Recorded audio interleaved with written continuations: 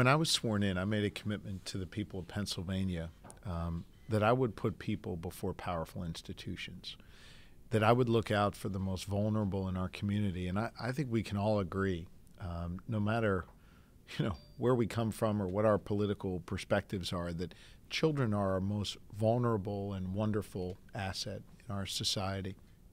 After 2 years of hard work by my office, by 23 grand jurors, that's 23 men and women from Pennsylvania, we unearthed incredibly horrific and disturbing facts.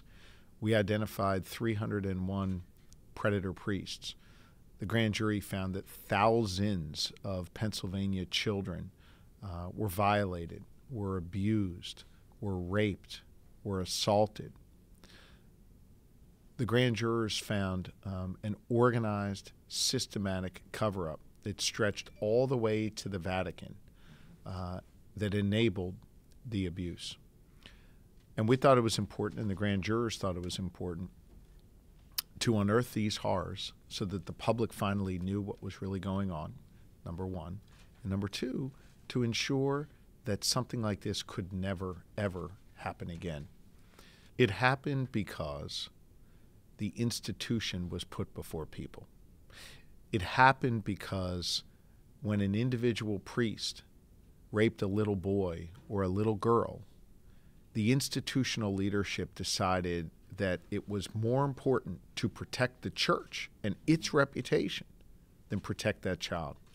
And that attitude fostered an environment of abuse and cover-up that went on, according to our grand jury report, for decades and decades, and I think it's not a stretch to believe that it's gone on for centuries. The Pope acknowledged what was in our report, and he condemned it, not our report, but condemned the acts and the cover-up. His language was very, very strong.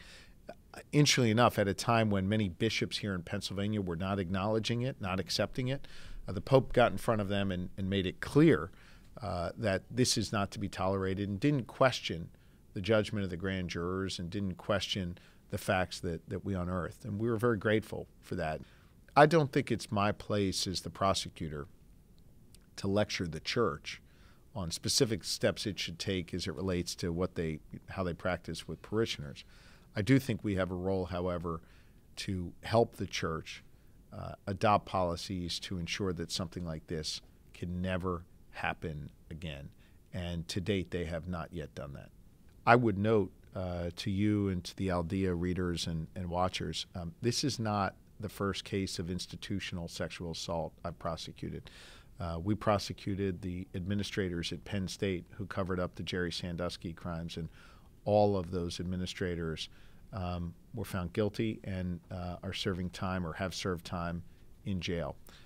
We are prosecuting right now prison officials in Lackawanna County, which is in the northeastern part of our state, for their role in sexually abusing female inmates.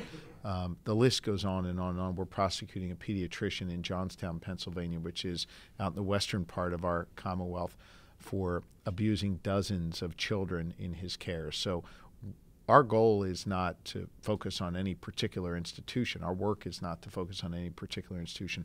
Our work is to protect children, and that's what we did here.